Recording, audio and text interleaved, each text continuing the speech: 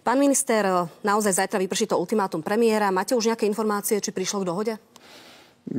Tak ja si myslím, že pán premiér dal to ultimátum preto, lebo vie, že tú situáciu vyrieši on zajtra.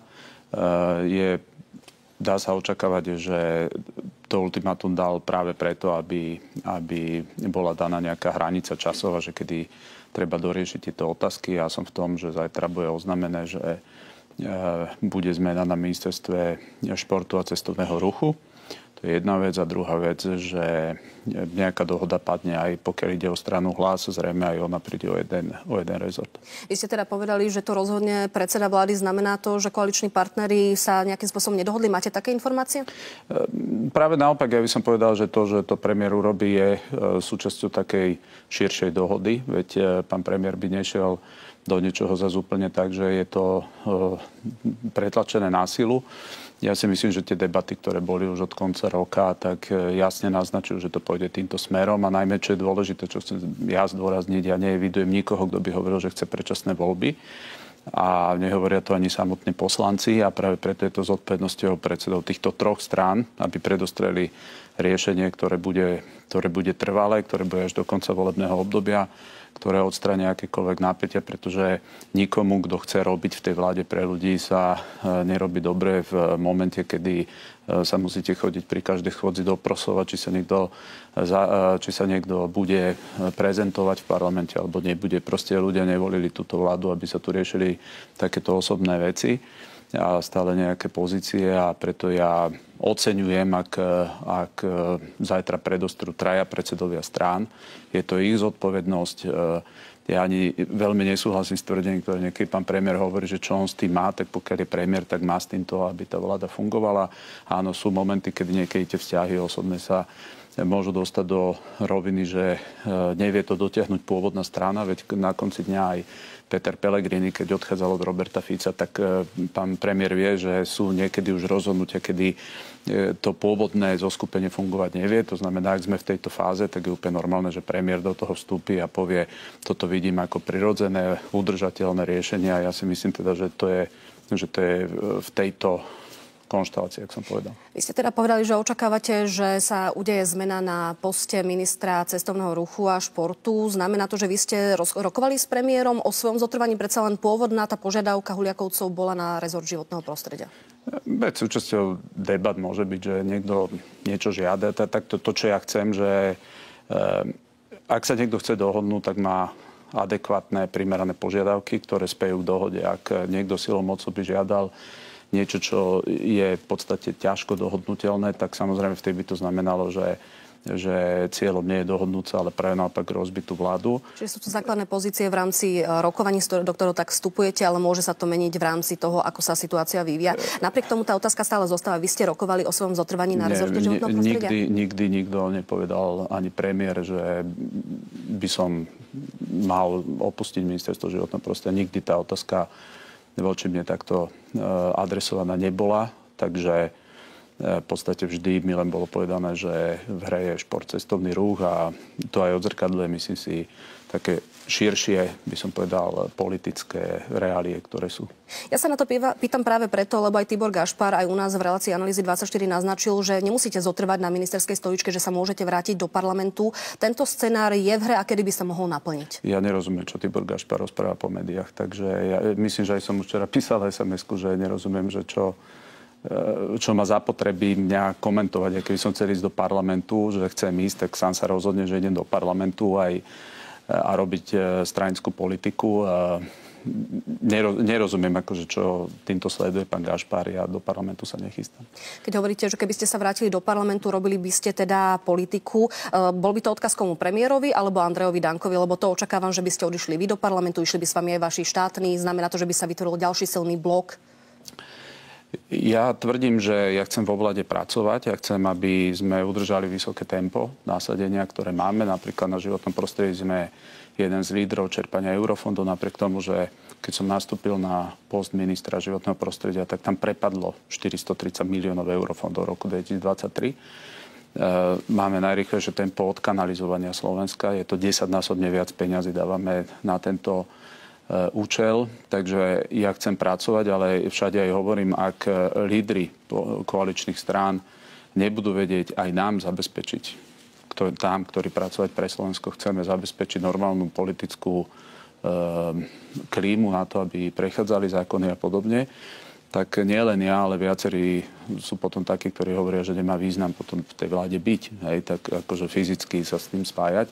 Takže možno pán Gašpar myslel túto alternatívu, že o mne je známe, že keď nadobudnem pocit, že nevedia sa nejako dohodnúť, tak ja zase som není nikde prilepený. V zmysle, že viete čo, ja tu teraz silou mocou budem musieť byť minister. Nie, potom ak nadobudnem pocit, že treba robiť politiku, tak ju budem robiť. Dneska chcem byť v exekutíve a prináša výsledky ľuďom. Takže ten odkaz je v podstate pre každého. Čiže zatiaľ sa nechystáte do parlamentu, pokiaľ by sa vám už zdalo, že koalícia nenaplňa tie predstavy, ktoré máte o jej fungovaní, by ste sa vrátili. Keby ste sa vrátili do toho parlamentu, vrátili by ste sa ako stále súčasťou poslaneckého klubu SNS, alebo to by ste už potom boli naozaj skôr nezávislým poslancom, keďže bol by tam nejaký asi problém v tom fungovaní tejto vlády? Viete, toto nie je vôbec téma, naozaj, že ja len reagujem teda, že keď sa ma ľudia pýtajú, lebo ja evidujem, že pán Gašpar chodí rozprávať po médiách, k mojej osobe niečo, ja by som očakal, že nech sa vyjadruje k Smeru. Nemôže náhodou niečo takého byť diskutované v rámci strany Smer a preto to napríklad vynáša? Neviem, prečo to robí. Ja som aj, keď bol ten list pána Danka, kde zase spomenul, že som mal, zrejme myslel mňa s pani Šimkovičovou, lebo tak pána Keketyho asi nemyslel, že sme mali mať nejakú ponuku od Roberta Fica. Tiež som povedal veľmi jasne, že by som bol rád, keby ma nevťahovali do nejakých stranických si odkazov a to platí aj na jednu, aj na druhú stranu. Takže ešte raz, keď som bol v predošlom volebnom období v parlamente, tak myslím si, že sme vedeli využiť našu pozíciu v parlamente aj na presadenie prorodinných balíkov a podobne. Myslím si, že tú politiku vieme robiť, ale nechcem byť do stranickej politiky a teraz ťahovaný. To znamená, nie je to vôbec téma. Ja zostávam, verím, na poste ministra životného prostredia a očakávame od predsedov 3 koaličných strán, že zajtra nám všetkým povedia, vzhľadom na to, že nikto nechce predčasné voľby, tak toto je riešenie a toto riešenie sme sa takto rozhodli urobiť. Mňa zaujalo aj to, čo ste povedali ohľadom tých možných ponúk zo strany Smeru. Viete teda definitívne vylúčiť, že ste žiadnu takúto ponuku teraz nedostali? Ja sa nebudem vťahovať do toho, čo v tom liste bolo, pretože ten list nebol mnou konzultovaný. Ja som sa tak ja sa pýtam na to, či ste tú ponuku dostali napriek listu. Ja nie som malé dieťa, aby niekto a teraz nech je to kdokoľvek, nejak v inotajoch, či už je to Tibor Gašpar alebo druhý niečo hovoria. Ja teraz budem chodiť vyjadrovať sa k ich slovám, ktoré sú to. Toto nikam nevedie. Každý vie, že ja nie som členom SNS. Nemám žiadne, som ich nominant vo vláde. To znamená, asi toto nabudzuje dojem, že môžem dostávať ponuky.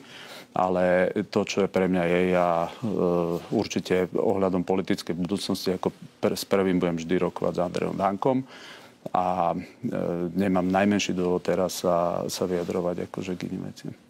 Napriek tomu ja sa predsa len ešte spýtam k tejto vašej možnej politickej budúcnosti, pretože aj vaši kolegovia priamo pod hlavičkou SNS hovoria o tom, že sa napríklad zbližujete so stranou Hlas, konkrétne s jej lídrom a dokonca tvrdia o vás, že jedna z možností je, že by ste išli do najbližších volieb na kandidátke práve Hlasu. Preto sa pýtam, že či by to mohla byť kandidátka Hlasu, Smeru. Zároveň vy ste sám tu povedali, že v minulosti ste boli na rôznych kandidátkach, boli ste aj na kandidátke SNS napríklad, potom ste išli na kandidátke SNS, takže teoreticky ste voľný hráč, ktorého môžu nejakým spôsobom naverbovať?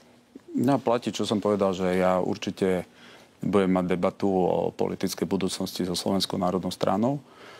A to, že ja mám veľmi dobré vzťahy, napriek tomu, že niekedy samozrejme v rámci práce sa dostaneme do výmeny názorov. Ja s Matúšom Eštokom mám veľmi dobrý vzťah. To je o mne známe, že ja nemám zlý vzťah ani s Robertom Ficom, ani s Matúšom Eštokom, ani s Andrejom Dankom. A práve preto, že to tak je, tak ja si myslím, že nie je žiaden dôvod riešiť stranickú politiku. To, čo ja chcem riešiť, je výkon vo vláde a to je moja priorita. Napriek tomu ten výkon vo vláde by ste mohli mať, aj keby ste boli súčasťou strany Smer alebo súčasťou strany Hlas už teraz? Pani redaktorka, už sa motáme v kruhu. Ja viem, že to sú novinársky nejak zaujímavé veci. Realita je, ja som nominant SNS a vykonávam tento mandát v rámci tejto nominácie, napriek tomu, že nie som členom strany. Zúčastňujete sa teraz na tých stretnutiach a rokovaniach o budúcnosti koalície, alebo dostávate len nejaké informácie? Pýtam sa na to aj na základe toho, že sa tvrdí, že premiér sa izoluje. Naznačil to teda aj Andrej Danko, dokonca aj ďalší to hovoria, že predsa len od toho atentátu sa trošku tá komunikácia zmenila. Izoluje sa premiér? Takto, ja som na každej jednej koaličnej rade bol, aj sa zúčastňujem do momentu, teda pokiaľ niekde nie som odcestovaný, možno som nebol na dvoch. Na pondelňajšiu sa nechystám už, pretože myslím si, že už bolo povedané úplne všetko v rámci toho, že ako tá dohoda môže vyzerať. A očakávam, že nech sa stretnú lídri a už nám teda povedia, že aká je tá finálna dohoda. Pokiaľ ide o Roberta Fica, tak premiér je po atentáte, mal absolútne nárok postupne sa vrácať do politiky. Myslím si, že to urobil extrémne rýchlo vzhľadom na to, že bol v ohrození života. No a neviem, čo znamená izolovať, pretože ja ho evidujem práve že ako aktívneho premiéra, ktorý aj pri tejto koaličnej, nazvem to, výmene názorov, napriek tomu, čo hovorí verejne, že vyriešte si to a podobne, tak ja evidujem, že do tých vecí už nejaký ten mesiac vstupuje aktívne. Takže neviem úplne, že čo pod týmto slovom sa má rozumieť, ja ho nepovažujem za izolovaného. Čiže teraz ste povedali, a to, že nemá mobil, že to jeho známe asi, neviem, asi 15 už rokov. Tak to znamená, že ja mám na neho teda na jeho okolie 2 telefónne čísla a v tomto to nikto nemôže brať, že to je už nejaká anomálie. Je tým známy, že buď ho nájdete na jednom telefónnom čísle alebo na druhom a keď ani na jednom on sa ozve. To je taká... Obdivujem to, že vie tak fungovať, ale to aspoň má takú hrádzu, keď to tak poviem. Čiže toto nevnímate ako izoláciu? Teoreticky myslíte si, že sa vyhýba iba niektorým možno koaličným partnerom? Ja nemám takto voči mne. Viete, ja viem len posudzovať, aký ja mám s ním vzťah a ja ho evidujem ako premiéra, ktorý reálne veci rieši. Samozrejme, inak sa riešia veci, keď máte stabilnú 79 člennú podporu v parlamente a inak sa riešia, keď teda není jasné, že koľko kedy poslancov sa zaprezentuje v parlamente a toto je naozaj potom problém, že neviete, s ktorými zákonmi, ako môžete ísť, ktoré môžu prejsť, ktoré neprejsť. Samozrejme, že musíte kalkulovať s tým, že není dobre na verejnosti, keď to vyzerá, že vám nejaký zákon neprešiel, musíte ho posúvať. Preto ja, čo za mňa hovorím, bez ohľadu na to, že nás teraz netlačí nejaký termín, že niečo sa v útorok stane, keď v pondelok nám to neoznámia. Ale tak to, že premiér do prezidentského paláca. Ale to, že premiér dal termín, že ak nepríde k dohode v júni, budú predčasné voľby, to je termín, ktorý dal on, tak tým pádom áno, oni musia konať, pretože musí zase aj on mať nejakú kredibilitu, že to, čím hrozí, že je reálne. Takže ak by chcel v júni voľby, tak to musí relatívne rýchlo dať odsúhlasiť. No a preto a ja tvrdím, že ak by z toho malo vzísť, že to nemyslí vážne ten júnový termín, tak už potom mu neuverí nikto ani septembrový, ani oktobrový, ani novembrový. Takže ja si myslím, že není už dôvod na čo čakať. Zajtra treba oznámiť a už jak sa k tomu kto postaví, to už je na ňom. Čiže momentálne máme situáciu takú, že buď bude nejaká rekonštrukcia vlády, ktorá pomôže udržať tú 76-79, alebo budú predčasné voľby, tak toto rovno komunikuje pán premiér, alebo hovorí, že aj keby išiel do toho paláca on, dal tam teraz tú rekonštrukciu vlády, bude to rovno aj s termínom predčasných volieb? Nie. Ja to očakávam, že to je tak, že on oznámi zmeny vo vláde a s tým pôjde do prezidentského paláca a potom samozrejme, že bude na strane Hlas a SNS, ako sa k tomu postavia, ale ja to beriem tak, že to sú zase veci, ktoré nepadnú z čistá jasná, veď o tom sa už nejaký ten týždeň diskutuje a myslím si, že už ďalšie debaty nikam nevedú, preto ja si myslím, že aj tá koaličná rada v pondelok, napriek tomu, že sme tam pozvaní ako keby vždy v tom pôvodnom formáte, ja si myslím, že nech tam idú len lídri a predsedovia strán teda oznámia, že na čom sa dohodli, už viac sa do toho nedá dať. Čo sa týka práve tých rokovaní s odidencami, niektorí to nazývajú, že priamo vydierajú, aby získali nejaké posty. Vo vláde vy hovoríte teda, že by mali dostať rezort cestovného ruchu. Čo sa týka tohto rezortu, znamená to, že to je ako keby jediný rezort, ktorý skutočne drží v rukách Slovenská národná strana. Čo to potom znamená pre túto stranu? Pretože vy ste nominantom. Pani Šimkovičová je nominantka. No SNS podľa koaličnej dohody má 3 rezorty, takže ja to vôbec nevidím, že niektorý rezort drží viac, niektorý menej. To realita je taká, aká je a šport a cestovný ruch je rezort, na ktorom je najväčšia zhoda, že ak teda SNS nejaký rezort by mala obrazne povedané prísť, tak o tento, ale podľa koaličnej dohody SNS má 3 rezorty a ja vôbec sa nestotožňujem s tým názorom, že veď čo má pán Kekety z SNS? Že ja som donesol 68 000 krúžkov, čo donesol pán Kekety. Nedonesol žiadne krúžky, takže neviem, prečo by sa malo jeho osoba brať, že on je teda ten úplný zástupca SNS vo vláde. Práve preto, lebo vy ste tu povedali, že keby ste chceli robiť politiku, tak idete do parlamentu. To znamená, že v prípade, ak by chceli siahnuť na váš rezort, tak by to mohlo spôsobiť opäť ďalšie zemetrasenie v rámci vládnej koalície. Bolo vôbec možné siahnuť na váš rezort alebo siahnuť na rezort pani Šimkovičovej? Tak vy musíte mať nejaký dôvod, aj keď na to idete siahnuť a to, čo platí. Tak ja s pani Šimkovičovou sme, myslím si, že taký tandem. Takže to je prvá vec a dovolím si povedať, že keby bezdôvodne sa siahalo na jej rezort, tak ja tiež by som sa nejak ozval. Ja nevidím dôvod, prečo by malo. Veď pani Šimkovičová je v prvej línii aj toho odstrihávania tých rôznych pofiderných kultúrnych projektov, ktorú si tu na taká úzka elita rozhodovala a ktorých výtlak z pohľadu nejakého celospoločenského dopadu bol veľmi otázny. Takže to asi je na ľuďoch, ako sa k tomu postavia? Presne tak a práve preto ona zastupuje nejakú formu politiky, ktorú ja schváľujem a takže áno, keby niekto nepovedal, že mám ísť naspäť do parlamentu, tak matematika je jasná, že prídeme do parlamentu spolu s poslancami, s ktorými sme boli na kandidátke. To by znamenalo, že potom by vláda mala alebo nemala väčšinu? To znamená, že by sme boli v parlamente a robili by sme parlamentnú politiku. Teraz robíme exekutívu, potom parlamentu. Takže, ale naozaj sa bavíme o niečom, čo není na stole, pretože nikto môj rezort nerieši.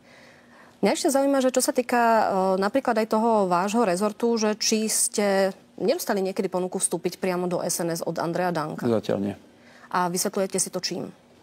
Že sme to nikdy nemali potrebu riešiť, veď aj keď sme išli do volieb, tak sme sa urobili také voľné spoločenstvo. To, čo sme sa vtedy dohodli, že aj ako bude vyzerať kandidátka do eurovolieb, ktorá podľa mňa nebola vtedy už vzhľadom na tú zmenu, že sme boli vo vláde dobre koncipované, lebo ľudia nás nechceli voliť, keď sme boli vo vláde, ale tá dohoda padla ešte pred samotnými parlamentnými voľbami. Takže ja pána Danka poznám dlhé roky a nikdy sme to nemali potrebu riešiť, ale predpokladám, že určite tá debata, že v akej podobe pôjdeme do volieb, tam musí nastať. To je úplne logické. Ja sa pýtam na to z dôvodu, že zlé jazyky hovorili, že ste mali ambíciu tú stranu prevziať. Bol to napríklad aj pán Peter Sokol, ktorý hovoril, že 2 dní po voľbách prišiel za mnou, že či máme jednotný klub a či by sme neodpálili Danka, pretože nám nie je na nič, že či sa teoreticky neobával toho, že by ste mu dokázali stranu prevziať. Ja neviem, ako sa dá prevziať strana, v ktorej nie ste členom. Keby ste sa stali členom, práve preto sa pýtam, že či vám Andrej Danko nezabranil vstúpiť.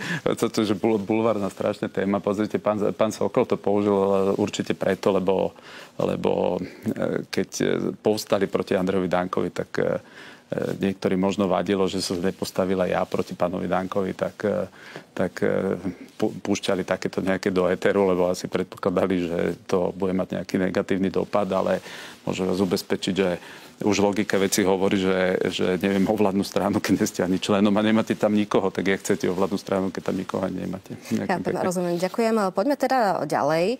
Mňa celkom zaujalo to, ako sa vyvíjal tento spor medzi Huliakovcami a stranou SNS. Pritom na začiatku tohto celého sporu, ktorý môže viesť dokonca až predčasným voľbám, žiadal Rudolf Huliak len to, aby sa zmenil názov poslaneckého klubu strany.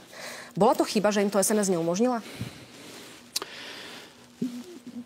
Pozrite, ja si myslím, že Andrej Danko to vyhodnotil, že bez ohľadu na to, že či sa bavia o nejakej pomlčke alebo nepomlčke, tak na konci dňa asi cieľom bolo nejak sa emancipovať, alebo právne to možno aj bol problém, pretože keď kandidátka SNS neobnášala iné názvy politických strán, tak asi ťažko mohla... Aj Olano zmenilo názov. Ja viem, tak pozrite, tak SNS je najstaršia strana. Ja som nemal požiadavku, že dajte tam nejaký ďalší názov. To sú veci, čo sú proste za nami. Situácia sa vyústila do polohy, že pán Huliak z môjho pohľadu vystupuje konštruktívne v tých debatách a aj to, že je náchylný sa dohodnúť na športe a cestovnom ruchu, je súčasť toho, že mu ide o to, aby tá vláda vedela fungovať. Takže to už... Čiže nebola to chyba? Áno, nie. Ja nebudem na to, ak to odpovedal. Andrej Danko to vyhodnotil, že je to nepriateľné, má na to úplné právo a tá reakcia, aká bola, to nemá spätne absolútny dôvod, aby som to komentoval. Keď hovoríte, že Rudolf Huliak teda súhlasí s tým ministerstvom cestovného ruchu, bude ministrom priamo on, alebo budú tam jeho nominanti? Lebo aj toto sa vyvíja celkom v čase. To ja neviem. To možno bude zajtra rozhodnutie a ja nechcem aj za neho hovoriť, že súhlasí.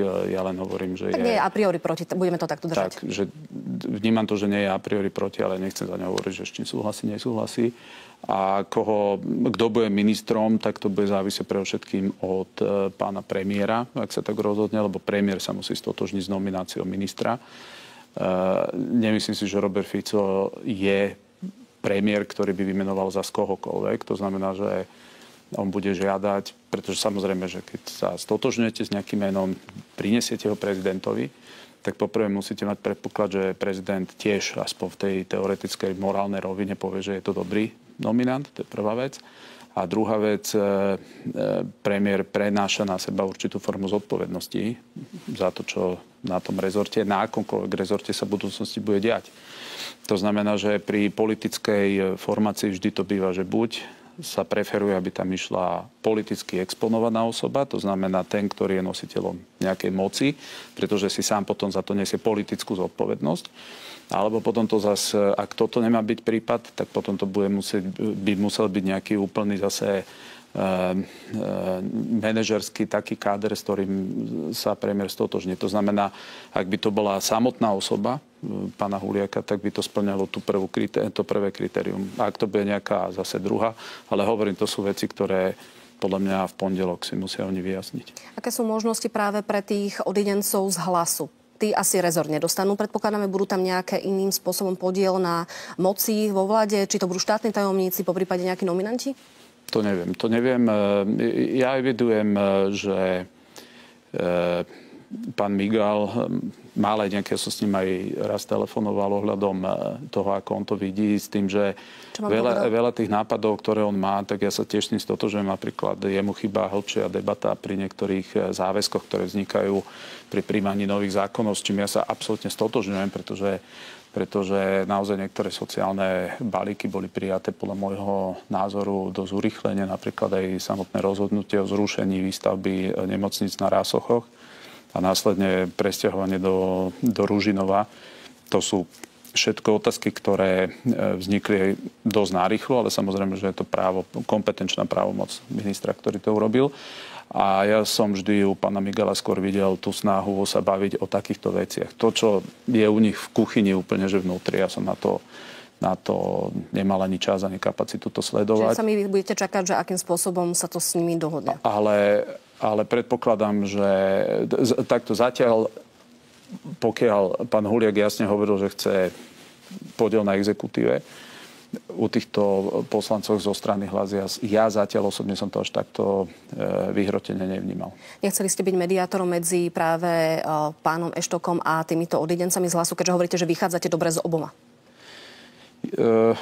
Tak oni si myslím, že sú rozumní ľudia, aby vedeli. Ja zase nemám, by som povedal, také zázemie medzi týmito odidencami, aby som sa do tej roli pasoval. Ale oni, myslím si, že majú kontakt, alebo určite, veď spolu niektorí, aj pán, myslím, Ferenčák bol spoluzakladateľ, myslím, Hlasu. tak určite tam majú dostatočné zázemie, aby vedeli spolu komunikovať, ale na konci dňa si myslím, že tiež to bude pán premiér, ktorý túto vec rozhodne. K tejto koaličnej veci posledná otázka. Akú stabilitu bude mať vláda, ktorá vznikne alebo rekonštruuje sa práve, ako to nazývajú niektorí koaliční partneri, na hladine vydierania? A zároveň, že či to nespôsobí to, že nejaké ďalšie nespokojné skupiny sa nevytvoria, aby tiež mali podiel na moci? No veď práve toto je to riziko, ktoré na začiatku bolo pomenované, že ak tu vznikne nejaká dohoda, by bola trvalá. A to je to, čo musia garantovať tí, ktorí tú dohodu urobia. Preto ja sa nechcem pasovať do toho, že som spolutvorcom nejaké dohody. Ja očakávam od predsedov tých strán, pretože oni podpisovali koaličnú dohodu, že zabezpečia stabilné zázemie aj v parlamente, aj vo vláde. Neotvorí sa Pandorina skrinka? Tak nevidujem, že niekto alebo nejaká skupina takáto by sa tam kreovala ďalšia. Ale to, čo pred nami je, a to tvrdím aj ja, pred nami sú obrovské výzvy, či už prijatie ďalšieho rozpočtu. Vidíme, čo sa deje ohľadom Ukrajiny. Valia sa na nás clá, pravdepodobne zo Spojených štátov amerických. Slovensko bude týmto postihnuté. A my potrebujeme proste, buď máme stabilnú zázemie v parlamente, to nemôže byť, že nám podrýva, by som povedal, postavenie naše nielen opozície, ale ešte aj niekto v rámci koalície. Takže toto je to, čo práve že ja hovorím, že to musia odhadnúť oni, že či tú dohodu vedia urobiť tak, že to vie fungovať. Alebo poďme do predčasných volieb. Alebo potom ja hovorím, že potom áno, plne stojím za premiérom to, čo hovorí, že je potom júnový termín. Poďme teda na Málinec. To je celkom tak veľmi diskutovaná téma posledných dní. Ja vám dám najskôr takú otázku, že zabudnite teraz, že ste ministrom životného prostredia. Cíte sa teraz do tých ľudí, ktorí sa dozvedeli teoreticky asi dosť na poslednú chvíľu, že hypoteticky by im štát mohol zabrať majetky, môže ich vyvlastniť. A keby ste sa takéto niečo vy dozvedeli na poslednú chvíľu, ako by ste na to reagovali? Pre všetkým v regióne, kde bol postavený vodná nádrž Malinec, ktorá bola postavená práve preto, aby tam vznikla prečerpávacia stanica. Ale malo sa to týkať Ďubákova. Tak každý v tom regióne veľmi dobre vie, že prečerpávacia stanica v okrese Poltár sa plánuje desiatky rokov. To nie je žiadna nová informácia. Áno, pôvodný profil, alebo teda to teleso malo stáť v Ďubákove, kde okolo 80 domov malo byť zaplavených. No a predošlá vláda sa rozhodla z môjho pohľadu spáchať absolútnu ekonomickú sabotáž na Slovensku, lebo sa rozhodla do koncepcie vodnej politiky, ktorú urobila súčasťou plánu obnovy, dať záväzok, že táto prečerpácia stanica nikdy nevznikne. Chápem, že je to zablokované týmto, ale stále ja vás teraz prosím, nebuďte politikom, buďte tým človekom, keby ste boli jeden z nich. No a keby som bol jedný z nich, tak by som pre všetky nepodľahol žiadnej hysterickej panike, pretože by som si pozrel, že kto tam prichádza tú hysteriu šíriť. A uvedomil by som si, že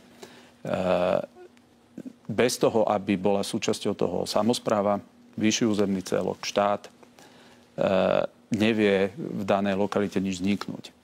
To znamená, ja by som hneď rozlišoval medzi tým, že čo je realizačný návrh a čo je diskusia o tom a potom, čo je samotná realizácia. A keby som videl, že nabehne tam to najagresívnejšie opozičné zoskupenie, ktoré je a ktoré sa vždy vyznačuje tým, že šíri hysteriu, ale nič reálne z toho nikdy nie je, tak by som absolútne žiadnej panike nepodliehal. A by som len počkal na to, že vlastne o čom to je. A tak, ako sa aj ukazuje a ukázalo, tak tá hysteria bola úplne nie je vôbec na mieste. Hovoríte, že by ste počkali na tú diskusiu, ale najskôr prišiel ten zámer, aby to bola strategická investícia. Tá diskusia prichádza až teraz. Prečo nie, diskusia podľa zákona začína, keď niečo dáte do medzirezortného pripomienkového konania. A toto je prvý bod absolútnej hystérie, že tak od decembra ste mohli s nimi komunikovať nejakým spôsobom. Veď od decembra, 17. decembra, myslím, 18. decembra na vláde bolo dané, že ideme do realizačnej fázy prípravy štúdie ohľadom tejto priehrady. A to, čo je, že my sme nedonesli na vládu, že schválte nám strategickú investíciu, my sme dali do medzirezortného pripomienkového konania podľa termínov, ktoré určuje zákon, dokument, ktorý teraz bude podliehať mesiace diskusiám. To znamená, vlastne my sme kritizovaní za to, že sme niečo zverejnili a dali do diskusí. Takže medzirezortné pripomienkové konanie neznamená koniec diskusie, práve naopak, to začína začiatok tej diskusie. Takže všetko od A po Z, ako to časť opozície hneď poňala a začala tam a chodila tam strašiť tých ľudí, tak na konci dňa už či domčeku pána Lašaka, ktorého prinútili až do vlastne, tak ho vystrašili, že si ani neuvedomili, že to nie je vôbec záplavovej oblasti.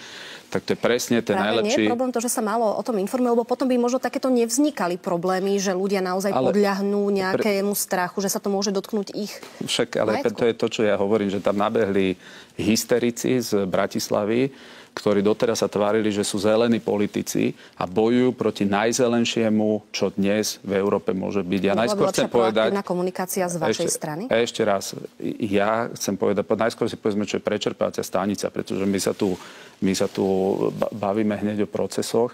No, prepojenie vodných nádrží umiestnených v rôznej nadmorskej výške. Definícia PVE napríklad. No, necháte ma už... No, takže... To, čo je, aby si ľudia uvedomili, že tým, že v Európe vzniká strašne veľa obnoviteľných zdrojov elektrickej energie, to znamená najmä okolité štáty idú do solára, do vetrov a podobne, tak v momente, kedy nefúka, kedy nesvieti a zrazu je výpadok elektrickej energie primárneho zdroja, tak potrebujete rýchlo do tej sieti pustiť náhradný zdroj. A vždy tento náhradný zdroj pozostával buď, že sa zapli uholné elektrárne, my sme mali vo Vojanoch a v Novákoch, ktoré sme vypli, alebo druhá vec, ktorá vám zostáva, že máte prečerpávaciu vodnú elektráreň, kedy pustíte z vyššieho bodu do nižšieho vodu, ktorá nemá žiadnu externalitu, nemá žiaden jadrový odpad, z toho nevzniká, ktorý niekde musíte uskladňovať nič. Je to ekonomicky výhodné? Maximálne, čo vznikne, je nejaká para, z toho vznikne oblak a vám tam prší a máte kvalitnejšiu pôdu.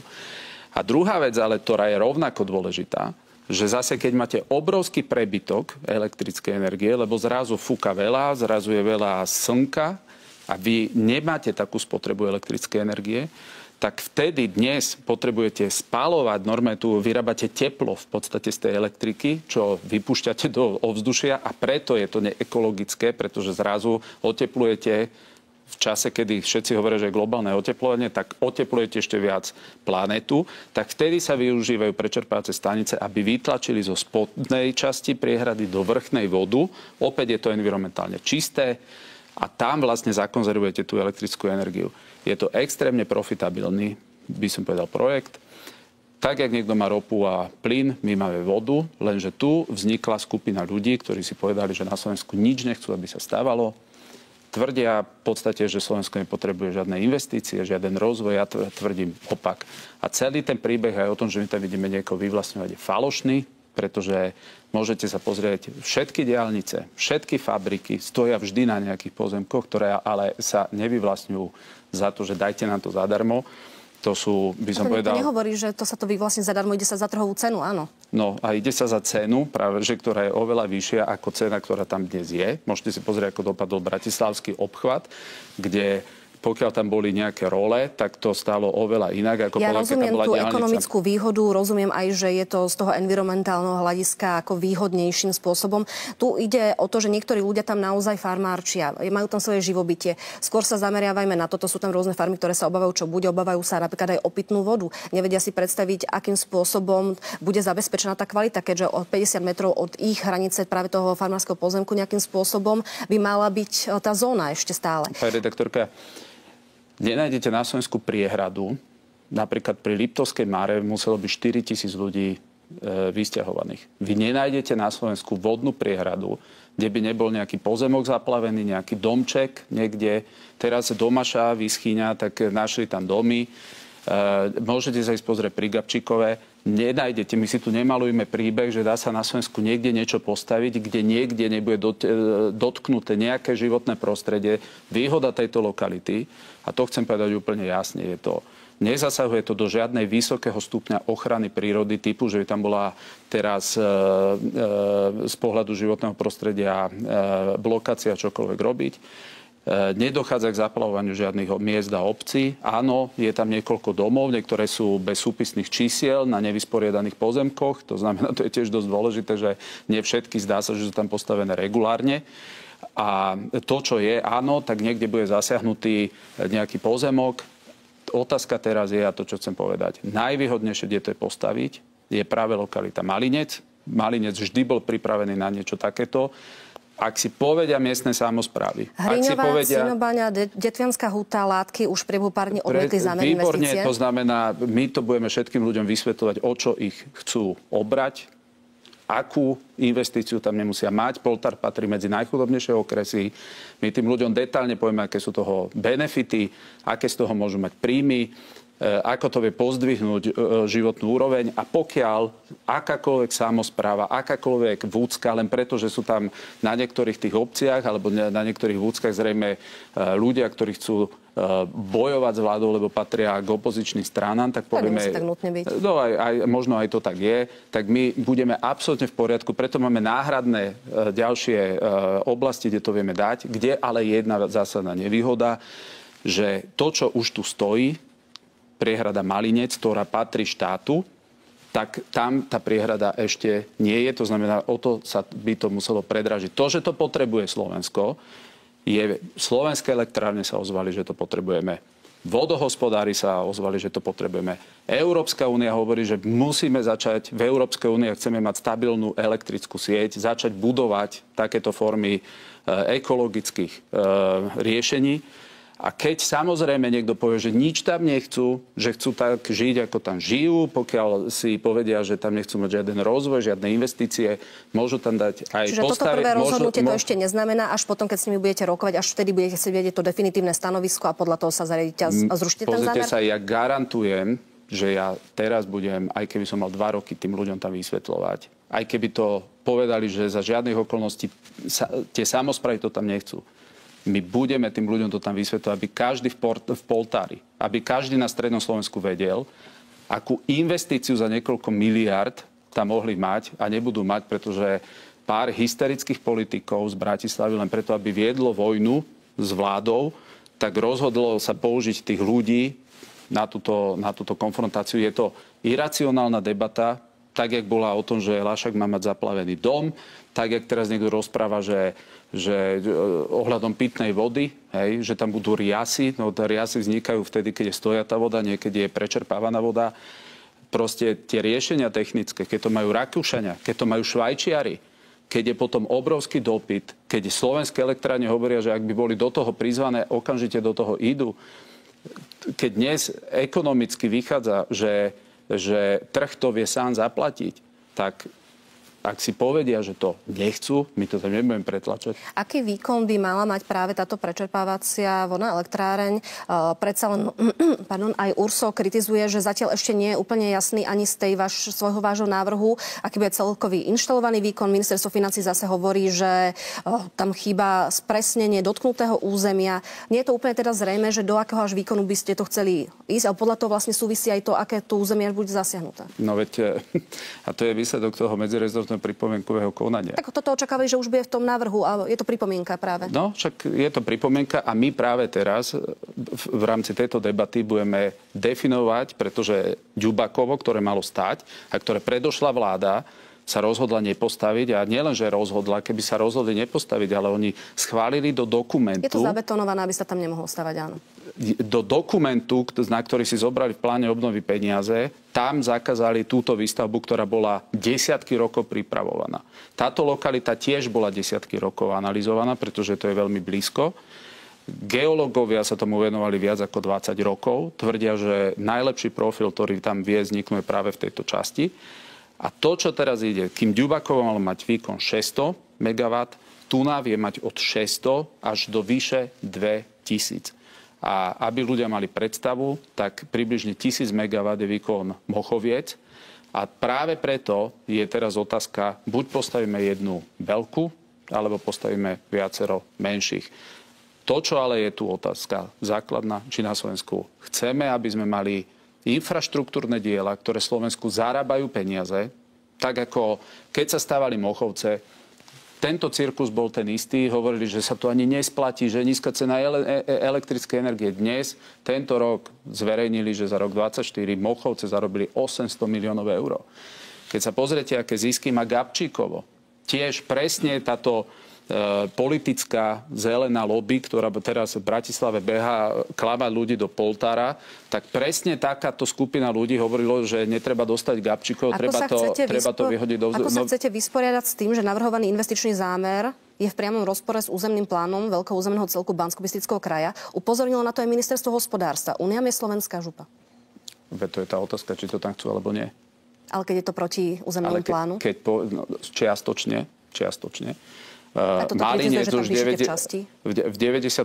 už Malinec bol určený ako oblasť, v podstate, kde bola predpokladaná výstavba prečerpávacej stanice. A to, kde my sa teraz nachádzame, má sa zrealizovať na základe medzirezortného pripomienkového konania. Aký má byť výkon, to znamená, či pôjdeme do maximalistického, či pôjdeme do stredného, alebo či pôjdeme do menšieho. Druhá vec, čo som povedal, naďalej rokujeme s Európskou komisiou, že či sa dá urobiť ako keby späť vzatie toho dokumentu, ktorý prijala predošla vláda, ktorý ale oni dali do pripomienkového konania, do plánu obnovy a následne si to dali schváliť, kde zakázali slovenskú výstavbu Ďubakova. Tretia vec, ktorá je, že samozrejme vzhľadom na to, že ten profil, čo sa týka Malinca, ten zostal a čo sa týka výstavby tej druhej priehrady, tá ako keby teraz musí ísť na druhú stranu. Tam bude treba riešiť nápojenie z URSO, tam bude treba riešiť samozrejme prívod celej tej infraštruktúry a toto z toho určitým spôsobom zíde. Dávať to na vládu má význam len vtedy, keď je na tom všeobecná dohoda na základe všetkých týchto pripomienok. A to chcem povedať, keď sa rozhodnú zobrať za rukojemníkov tých ľudí, miestne, politické nejaké zoskupenia a povedia si, že to tam nechcú, tak samozrejme, ak sa takto rozhodnú, my to absolútne budeme rešpektovať. Takže ak má niekto iné riešenie, čo pre ten chudobný región tam donesú, ja sa pýtam, či sa tí ľudia pýtajú, týchto politikov, ktorí tam chodia, že dobre, a čo nám sem donesiete vy? Čo nám sem donesiete vy? Nech sa opýtajú všetkých tých, ktorí tam chodia z PSK, ktorí tam chodia z ostatných politických strán. Tam nemajú kanalizáciu, tam nemajú vodu. Tam nemajú cyklotrasy. Či jediné riešenie pre ten región je, že im tam budú behať medvede? Či toto je jediné, čo pre nich je, my tak chceme priniesť obrovský rozvojový projekt, ktorý by ten región úplne niekam posunul. Ale samozrejme, že budeme rešpektovať, ak si niekto povie, že tam nechcú mať nič. Rozumiem. Pre tento Malinec, ale aj z ďalších dôvodov vás čaká odvolávanie v parlamente. Tam očakávate otvorenie schôdze? Tak považujem za absolútne trápne, že opozícia ide odvolávať ministra, nevie vyzbierať ani vo vlastných radoch na to podpisy. Veď oni získali 32 podpisov a nedokázali získať podpisy ani v rámci vlastných radov opozičných politikov. Takže ja to nechám na parlament, ale by som sa veľmi divil, keby do tejto hry, keď ani opozícia v tejto otázke nie je jednotná, tak vôbec koalícia išla. Máte istotu, že bude vlastne nevyzbiera sa tých 76 hlasov na vaše odvolávanie? V prípade, ak by naozaj tá kríza v koalícii ďalej pokračovala, pán Huliak by možno, že videl šancu, že by predsa mohol dostať rezort životného prostredia? Toto je jediný dôvod, lebo časť opozície si myslela, to nie je o mojom odvolávaní. Veď nemôže niekto myslieť vážne, že ja idem byť odvolávaný za to, že som 10-násobne viac dal peňazí do vody a kanalizácie. Že ja idem odvolávaný byť za to, že som líder v čerpaní eurofondov. Veď to je absolútne smiešné. Áno, sú výhrady, napríklad to, že som im klepol po prstoch pri fiktívnych poistkách, ktoré tam nechali aj PS, aj Budajovci, keď boli pozazmluvňované poistky na majetok, ktorý nemá žiadnu hodnotu. Áno, toto som ukončil. Ukončil som plávanie kompy, na ktorej si opozícia urobila kariéru a potom ju nechali zhodou okolností plávať. Áno, klepol som im po prstoch pri stovkách fiktívnych dohodárov, veď to rieši polícia, to rieši NKÚ, to nie sú boje reči, veď na tom bol postavený v pondelok parlamentný výbor. Stovky dohodárov, ktorí nevedia vykázať, že čo tam robili. Tak na toto som im klepol. Áno, ich mimovládky, kadejaké, ktoré tam mali 60 miliónov, tak to skončilo. Aj mimovládky, ktoré naozaj pomáhali životnému prostrediu. No však všetky formálne podporujú životné prostredie.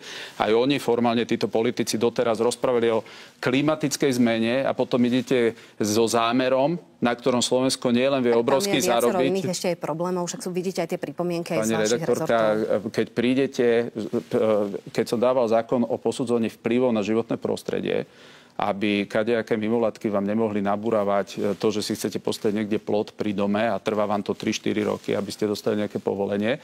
Viete, koľko tam bolo pripomienok? 740 pripomienok.